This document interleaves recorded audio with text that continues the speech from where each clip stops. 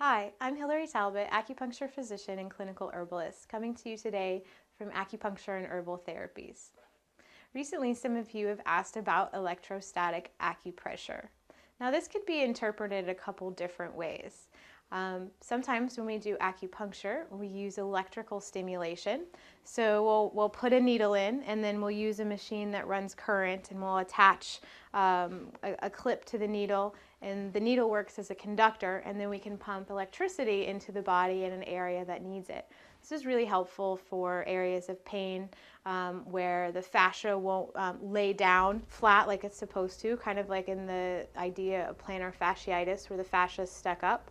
A lot of times I'll employ electricity in that area.